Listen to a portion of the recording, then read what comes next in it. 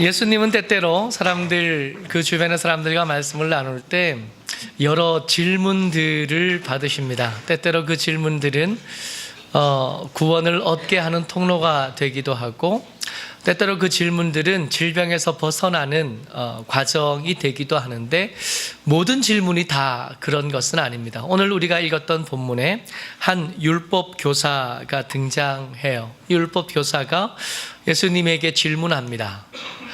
영생은 어떻게 얻습니까? 한 것이 이 율법 교사의 질문이에요. 여러분들과 저 오늘 설 명절 중에 예배하는 중에 주의 교회에 나와서 예배하는 사람들이라면 누구든지 이 질문을 서로 스스로에게 던져 보아야 될 줄 압니다.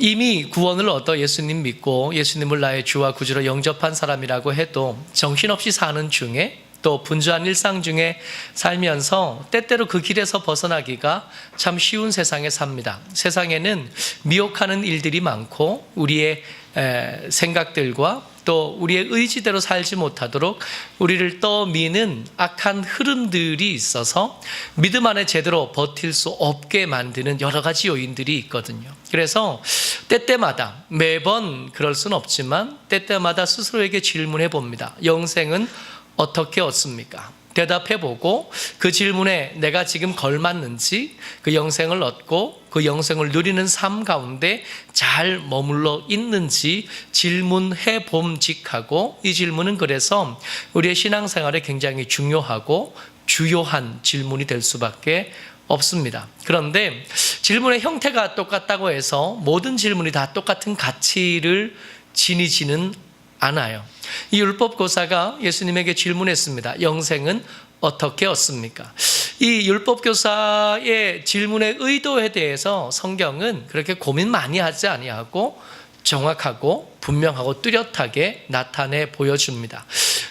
구원을 어떻게 얻는지 궁금했던 게 아니라 그가 가지고 있는 삶의 길, 신앙의 길을 잘 가고 있는지를 점검해 보기를 원했던 게 아니라 예수님을 말의 올무에 걸고 싶었습니다. 예수님을 시험하고 싶었고, 예수님이 제대로 된 사람이 맞는지, 정말 하나님의 보낸 분이 맞는지 시험하고 판단해 보기를 원했습니다. 그렇게 질문했더니 예수님께서 대답을 거절하셔요. 질문에 대답으로 말씀하지 않으시고 질문으로 다시 답하신 겁니다. 너는 어떻게 알고 너는 어떻게 읽고 있느냐 그랬더니, 우리가 너무 잘 아는 하나님의 말씀, 우리가 너무 잘 아는 내 마음을 다하고 힘을 다하고 뜻을 다하여 주 너의 하나님을 사랑하라, 그리고 내 이웃을 이와 같이 사랑하라 하신 겁니다. 율법 교사니까 틀릴 이유도 없고 모르고 의혹할 일도 없습니다. 너무 잘 아는 말이에요. 마치 목사님에게 너 구원을 어떻게 받습니까? 목사님이 목사님에게 질문한 거예요. 이런 질문들은 좀 더 한 걸음 더 들어가고 성경의 구체적인 본문이 언급되지 않았을 때 이런 질문은 거의가 시비에 가깝거든요. 신천지가 목사님들에게 시비 걸 때 목사님 죄가 뭔지 아시나요? 하고 묻습니다. 그리고 그 묻는 것에 말꼬리를 잡아 뒷이야기를 하고 싶은 거예요. 지금 율법 교사가 그렇게 하고 있습니다. 그렇게 율법 교사가 대답을 한 겁니다. 내 마음을 다하고 힘을 다하고 뜻을 다하여 하나님 사랑하는 것과 이웃을 사랑하는 것이 구원을 얻는 방법이요 영생을 얻는 방법입니다. 율법 교사가 잘 대답한 뒤에 예수님께서 하고 싶으셨던 말씀을 율법 교사뿐만 아니라 여러분들과 제게 하시는 거예요. 모쪼록 오늘 이 말씀이 우리 마음속에 남았으면 좋겠고 우리 기억 속에 남게 되었으면 좋겠습니다. 같이 읽어요. 시작. 예수께서 이르시되 내 대답이 옳도다. 이를 행하라. 그러면 살리라. 할렐루야. 여러분, 우리가 많은 것들을 배우고 많은 것들을 기억하고 많은 것들을 압니다. 아마 한 100년 전에 살았던 믿음의 영웅들보다 여러분들과 제가 훨씬 더 많은 지식을 가지고 있을지도 모릅니다. 어쩌면 예수님과 함께 신앙생활했던 베드로와 예수님과 함께 그 뒤를 쫓아다녔던 12사도들보다 여러분들과 제가 신학적인 것에서 훨씬 더 많은 것들을 알고 있을지도 모릅니다. 그러나 그럼에도 불구하고 우리가 그들을 존경할 수밖에 없는 것은 행함에서 차이가 나기 때문이에요. 말씀을 얼마나 많이 아는가의 총량을 가지고 구원을 받는다면 여러분들과 제가 더 유리하겠으나 예수님 말씀하신 것처럼 말씀을 알고 있는 지식의 총량이 아니라 그 말씀을 알고 믿고 행함의 총량을 따라 하나님의 칭찬을 얻게 되고 하나님의 인정을 받게 되는 줄을 믿으시기 바랍니다. 아는 것 말고 행하는 거요. 이번 명절이 가운데 주일이 끼어 있어서 처가와 친가를 번갈아 가면서 가기로 했어요. 제가요. 그래서 먼저 친가에 어제 그제 다녀왔는데 저희 어머니가 예수님을 늦게 믿으셨습니다. 아들이 목사라 제사 지내던 어머니가 아들을 낳고 나서 그 이름을 절에 올려서 아들이 잘 되기를 바랬던 어머니가 아들이 목사가 되고 나니까 그 체면에 차마 더 이상 제사 지낼 수 없었고 더 이상 절에 가실 수 없게 되신 거죠. 마음은 동하지 않는데 발걸음은 쉽게 옮겨지지 않는데 억지로 목사 아들에게 등대 밀려서 예수 믿게 되어지신 겁니다. 목사 아들 때문에 예수 믿게 되어진 저희 어머니가 언젠가부터 기도 시간이 조금씩 길어지기 시작하셨어요. 언젠가부터 기도하는 모습이 좀 더 진지해지기 시작하셨습니다. 언제부터 그랬냐 하면 교회에서 세례받을 준비를 시키면서 나이 연세가 좀 있으신 어머니에게 숙제를 낸 겁니다. 성경 공부를 시키려니까 제대로 기억이 안 되니까 성경을 써 오십시오 그랬어요. 그래서 어머니가 성경을 쓰기 시작하신 겁니다. 한글이 쓱 그렇게 능숙하지 못한 어머니가 성경을 쓰면서 은혜를 체험하기 시작해요. 처음에는 밥상에 아들들이 다 집을 나가고 나니까 집에 책상이 이제 없어서 밥상에 앉아서 성경을 쓰기 시작하셨는데 이게 아무래도 불편하시잖아요. 그래서 어느 날 명절에 가보니까 엎드려서 성경을 쓰시는데 이상한 일이 벌어지기 시작합니다. 엎드려서 성경을 쓰는데 성경을 쓸 때는 하루 종일 그렇게 엎드려 있어도 어깨가 아프지 않으시대. 여러분 엎드려서 책 본 경험이 우리 가운데 있잖아요. 엎드려서 지난 명절 연휴 기간에 휴대폰 잡으면서 뒹굴뒹굴 해보셨을 텐데 그 휴대폰 잡고 뒹굴뒹굴 할 때 이렇게 들고 있으면 어깨 아프고 옆에서 내려놓고 있으면 뭔가 받침이 있었으면 좋겠고 그럴 텐데 이 어머니가 엎드려서 성경을 쓰기 시작하는데 어깨가 안 아프대요. 심심하지 않고 시간이 어떻게 지나가는지도 모르시겠대요. 그러면서 기도 시간이 길어지고 그러면서 예배하는 삶이 더 그 가운데 익숙해지는 것을 옆에서 이렇게 지켜봅니다. 말씀을 들을 때 이제 사람들의 이름이 낯설지 않게 되고 이제 지명이 그 복잡하고 그게 그거 같고 거기가 거기 같은 지명이 이제 익숙해져서 뭐라고 한마디 하면 그 말이 알고 있는 말이라 한마디 더 보탤 수도 있게 되셨어요. 믿음의 권위는 어디서 생기냐 하면 얼마나 많이 아는가에 달려있지 않습니다. 저희 어머니가 아무리 성경을 많이 쓰셔도 아마 목사인 아들보다 성경에 대해서 더 많이 안다 하실 수는 없을 겁니다. 그러나 말씀을 실천해보고 말씀을 써보십시오 하라고 하신 그 숙제에 믿음으로 반응하고 순종했더니 이제는 그 말씀이 그 속에서 역사하기 시작하는 거예요.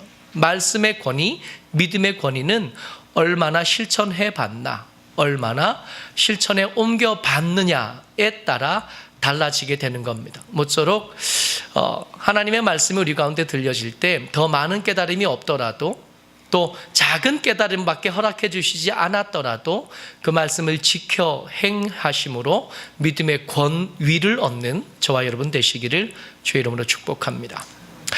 율법교사의 교만한 이 질문은 예수님의 명쾌한 대답으로 더 이상 질문을 이어갈 수 없게 되었습니다. 예수님께서 말씀하셨어요. 그대로 하라고. 하나님 사랑하는 거 열심히 해보라고. 이웃을 사랑하기를 열심히 해보라고. 그러니까 이 율법교사의 질문의 의도가 조금씩 바뀌기 시작해요.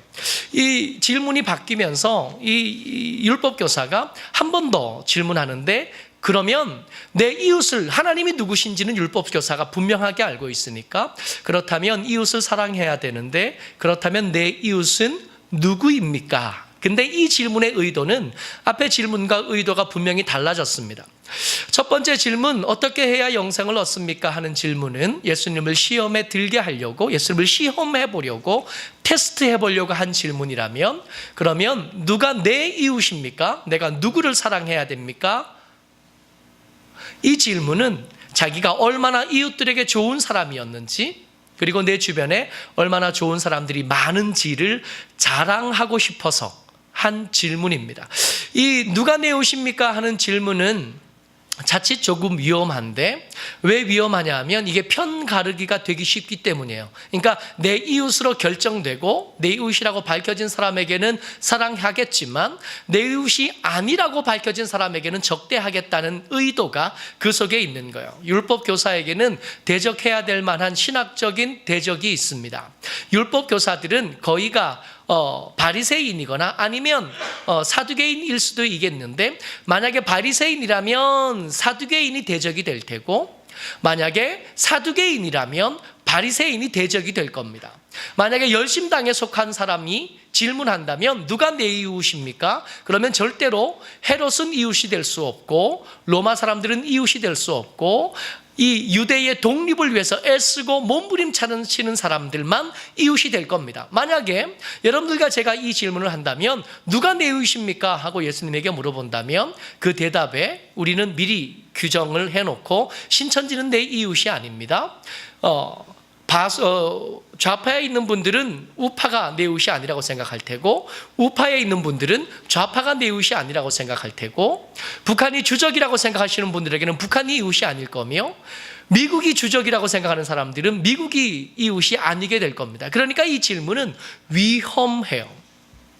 근데 이 질문이 율법 교사 입에서 나왔습니다. 그러니까 칭찬받고 싶은 거예요. 내가 내 편이라고 드러난 사람들에게 얼마나 친절했는지, 저들을 위해서 얼마나 헌신했는지, 저들을 위해서 얼마나 애쓰고 땀 흘리고 수고했는지를 드러내고 싶은 겁니다. 이 질문이 만약 여러분들과 저에게서 시작된다면 또 다른 의미가 될 겁니다. 내가 우리 교회 울타리 안에 있는 사람들에게 얼마나 좋은 사람이었는지, 내가 내 아들에게, 내 딸에게, 내 손주와 손녀에게, 내가 내게 잘 해주는 사람에게, 내가 내게 호의를 가진 사람들에게 얼마나 좋은 사람들이었는지, 내가 그 사람들에게 얼마나 헌신적이었는지, 이것들을 칭찬받기 위한 질문이 될 수 있을 겁니다. 이 위험한 질문에 대해서 예수님께서 이야기를 하나 시작하십니다. 같이 읽죠? 시작. 어떤 사람이 예루살렘에서 여리고로 내려가다가 강도를 만나매 강도들이 그 옷을 벗기고 때려 거의 죽은 것을 버리고 갔더라. 먼저 상황이 하나 그려지는데 여러분이 이 상황을 기억하셔야 돼요. 그래야 그 뒷이야기를 듣습니다. 어떤 사람이 어디서요? 예루살렘에서 여리고로 내려갔습니다. 여러분 지도를 머릿속에 한번 떠올려 보십시오. 예루살렘은 해발 800m 정도의 위치에 있고 여리고는 마이너스 400m쯤의 위치에 있습니다. 그러니까 직선 거리로 수직 높낮이로 1.2km의 높낮이 차이가 있어요. 그러니까 굉장히 높은 곳에서 아래쪽으로 내려가는데, 예수님께서 금식하셨던 유대 광야가 저 가운데 어디쯤을 유대 광야라고 부릅니다. 나무들 많이 없고요, 험한 산세와 또 급한 경사로 사람들이 거주하기는 쉽지 않은 지형이 있어요. 지금도 저길 가면 자동차로 저기를 올라가는데 높은 산맥 올라갈 때 자동차 도로가 그런 것처럼 구불구불 한참을 올라가야 예루살렘에 도착하게 되는 것입니다. 어떤 사람이 예루살렘에 출발해서 여리고로 내려갑니다. 거기에 그늘이 많고 숨을 곳이 많아서 강도들이 그 가운데 숨어 있다가 이 사람을 덮친 거예요. 그래서 옷을 벗겨 가져가고요, 때려서 거의 죽었습니다. 아마 이 사람은 해가 져서 추워지면 거기서 죽게 될 거고요, 아마 이 사람은 누가 도와주지 않으면 내일을 맞이할 수 없게 될 겁니다. 오늘 지금 우리가 설날을 맞았는데 어제 그제 마트에 갔다가 서로 이 마트에서 만난 반가운 점원들이 휴가를 마치나고 만나 인사하는 거예요. 언니 왔어? 그런데 그 언니가 떡국은 먹었어? 나 떡국 안 먹었어. 한 살 먹기 싫어서. 그런 인사를 주고받아야 지금 우리가 한 살 더 먹는 거예요. 여러분 감사하시기 바라요. 지난 한 해를 무사히 잘 살아내셔서 한 살 드신 거예요. 떡국 못 먹었더라도 그 나이는 이미 드신 겁니다. 떡국 안 먹었다고 한 살 어리다고 우겨봐야 헛된 일이에요. 감사하세요. 무사히 한 해를 지나고 하루를 지나서 오늘을 맞으신 거예요. 이 사람은 그게 불가능해졌어요. 내일을 맞이할 수 없게 된 겁니다. 그럴 때 마침 성경은 다음 이야기로, 예수님께서는 다음 이야기로 넘어가실 때 마침 하면서 시작하십니다. 성경 속의 마침을 제가 찾아봤더니 마침이 생각보다 훨씬 더 많이 쓰였더라고요. 이 마침이라는 단어가 어떨 때는 우연히라고 쓰이기도 하고 어떨 때는 마침이라고 쓰이기도 하는데, 우리가 기억하는 마침이 있겠어요. 어떤 마침을 기억하냐 하면 그 이방인 며느리 룻이 시어머니 나오미를 따라서 돌아오잖아요. 가나안 땅으로 돌아오는데, 가나안 땅에 돌아왔어도 먹을 것이 없었던 이 룻이 시어머니 음식을 좀 해드리고 싶어서 밭에 이삭을 주우러 나갑니다. 근데 성경이 그때 뭐라고 말씀하시냐면 마침 그 밭이 엘리벨렉의 친족 보아스의 밭이었더라. 그리고 그 마침은 한 번 더 이어져서 그날 베들레헴에 살던 보아스가 그 밭까지 나와 있었더라. 마침. 고넬료가, 백부장 고넬료가 베드로를 불렀어요. 초청해서 말씀을 드리려고 합니다. 이 고넬료에겐 욕심이 있었어요. 구원을 얻을 수 있는 이 기회에 나 혼자만 있기 아까운 거예요. 초청하기 쉬운 분이 아닌데, 그래서 그의 친족을 다 모았습니다. 그리고 친족만 모았을 뿐만 아니라 가까운 친구들을 다 불렀는데, 그 가까운 친구들이 다 도착한 그때 마침 베드로가 도착한. 예수님께서 가버나움에 가서 말씀을 전하십니다. 말씀을 전하시는데 말씀을 듣는 사람들이 신기한 경험을 해요. 이 말은 서기관들이 전하는 말씀과 달라요. 그들이 평소에 들었던 수많은 설교자들이 있었을 텐데 그 설교자들의 말씀과 달라서 뭔가 더 권위 있는 자의 말씀 같아요. 예수님께서 그렇게 은혜 받는, 그렇게 특별한 감동을 누리고 있는 청중들을 바라보실 때 마침 거기에 더러운 귀신 들린 사람이 있었고, 예수님께서 그 귀신을 쫓아내 주시니까 사람들이 확신을 가지기 시작합니다. 보통뿐이 아니시고 어쩌면 우리가 기다리던 메시아일지도 모르겠다. 마침은 그런 거예요. 근데 이 마침이 모두가 그렇게 하나님의 은혜를 경험할 기회, 하나님을 확신할 기회, 하나님의 복을 얻을 기회로 사용되어지느냐? 그렇지는 않아요. 어떤 마침은 안타까움으로 넘겨버려지게 될 때가 많습니다. 마침이요. 그 강도 만난 사람들이 거의 죽게 되어져서 죽음의 밤을 맞이할 그때쯤, 마침 아직 숨이 떨어지기 전에, 아직 삶이 마감되기 전에 마침 사람이 찾아옵니다. 같이 읽어요. 시작. 마침 한 제사장이 그 길로 내려가다가 그를 보고 피하여 지나가고. 자세히 말씀을 기억하십시오. 그를 보고 피하여 지나갔습니다. 누가요? 제사장이요. 아마도 이 마침 하나님께서 은혜 받을 수 있는 기회, 하나님께서 복을 주실 수 있는 기회, 하나님께 칭찬받을 수 있는 이 기회가 마침 그에게 왔으나 그 기회를 더 민감하게 받을 법한 제사장, 하나님의 그 의도에 더 예민하게 반응할 법한 제사장이 못 본 게 아니라, 몰랐던 게 아니라 보고 그 사람의 상태와 상황을 인지한 뒤에 그를 보고 피하여 지나가고 맙니다. 그래서 이 제사장에게 이 마침은 안타까움, 아쉬움으로 남을 수밖에 없어요. 그리고 그 뒤에 한 사람이 더 지나가요. 같이 시작. 또 이와 같이 한 레위인도 그것에 이르되 그를 보고 피하여 지나가되. 또 이와 같이 그랬습니다. 같은 상황, 같은 형편을 그대로 받을 때 쓰는 단어에 이와 같이, 마침이요.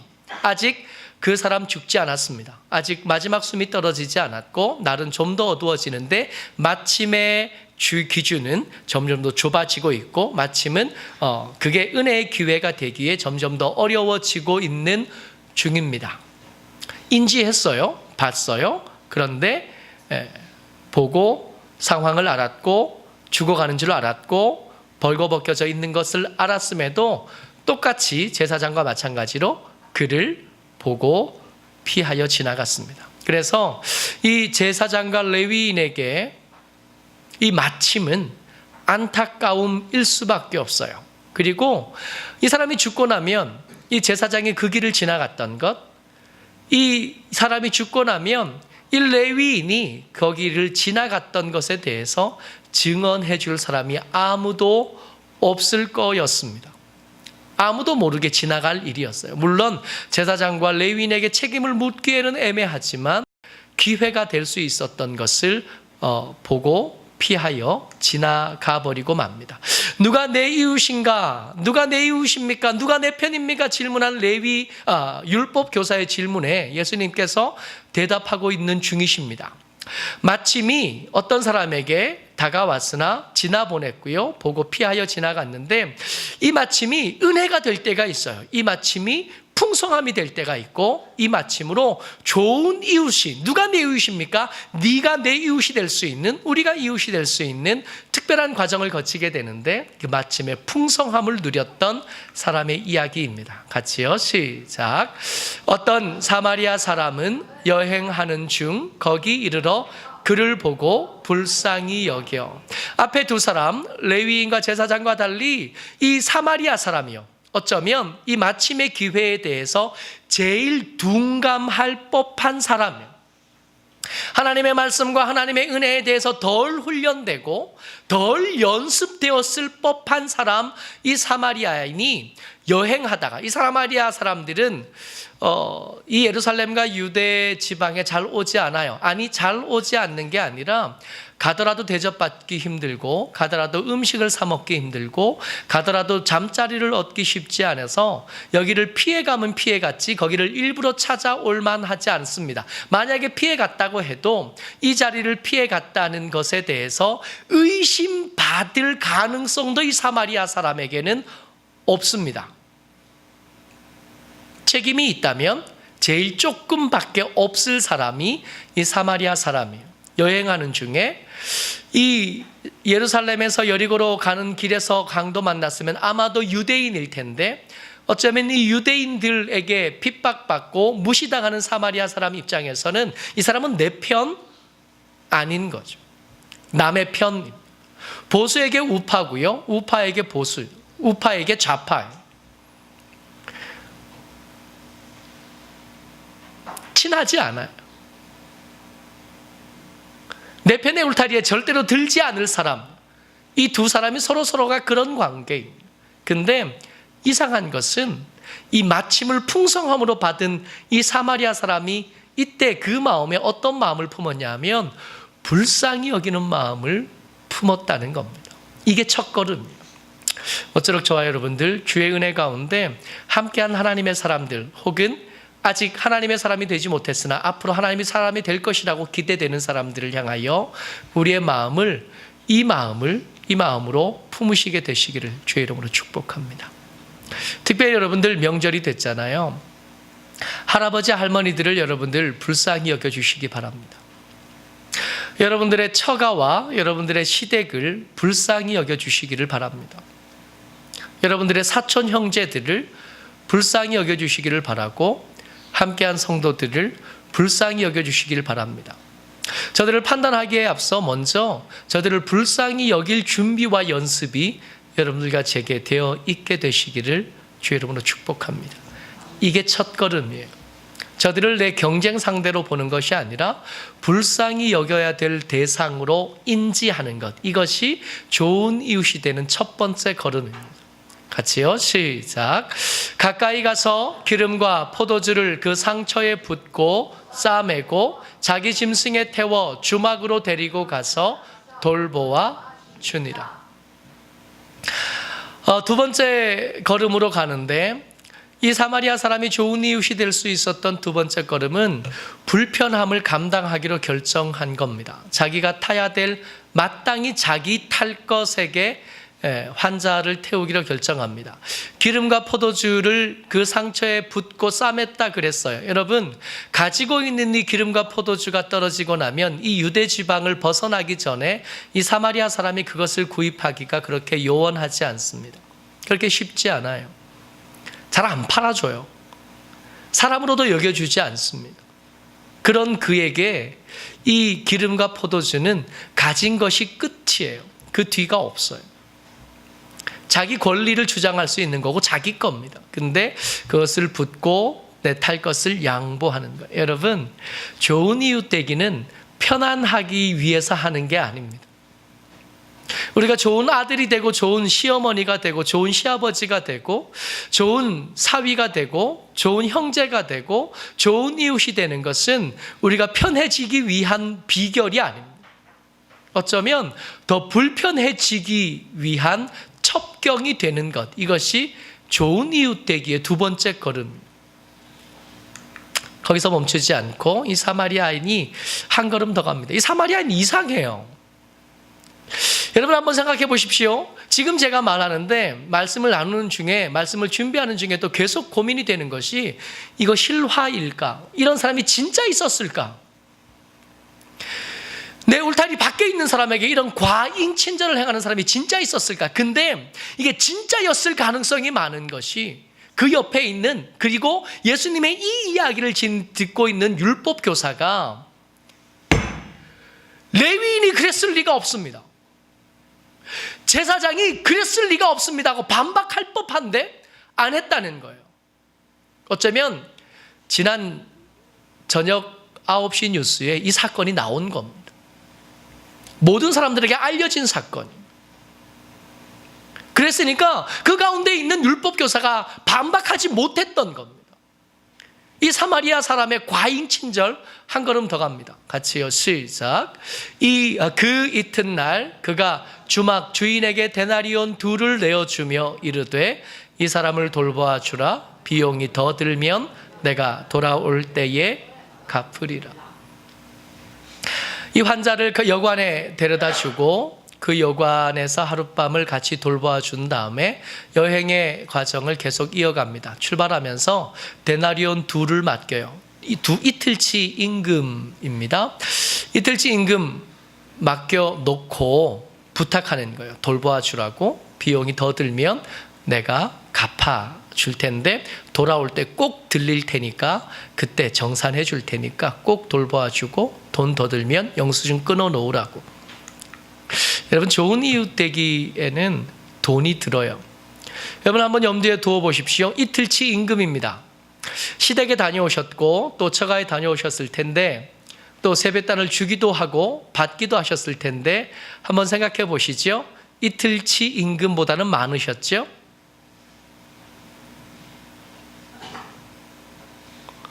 어떠세요? 세뱃돈을 주고 받으셨을 텐데, 주고 받으실 때 돈 얘기예요. 돈 얘기. 이틀치 임금보다는 많으신 거죠. 이게 기본입니다. 앞으로 지금은 세배를 받지만 앞으로 세배를 받고 세배를 하고 지금은 용돈을 받지만 나중에 시간이 지나서 직장을 가지게 되면 세배를 하고 세뱃돈을 드릴 때가 오게 될 텐데 기준은 어떻게라고요? 이틀치 임금입니다. 최소한 이틀치 임금은 넘어야 되는 거예요. 정한 겁니다. 애매하지 않아요? 딱 정한 겁니다. 기억하셔야 돼요. 최소한 이틀치 임금은 넘어야 용돈답고 좋은 이웃 되기에 걸맞습니다. 이따가 점심때 세배를 받을 텐데 세뱃돈 받으신 분들은, 받은 우리 친구들은 잘 기억했다가 써뒀다가 갚을 수 있게 되면 꼭 그만큼 이상으로 갚으시기를 바라요. 여러분, 좋은 이웃에게는 불편함만 있는 게 아니라 돈이 들어요. 아버지한테 찾아가서, 어른들에게 찾아가서 절만 꾸벅하고 오면 안 되는 거예요. 좋은 이웃 되기 되지 않습니다. 돈 써야죠. 이것저것 사가지 말고 현금으로 가져가세요. 어른들 그거 제일 좋아하신대요. 아멘.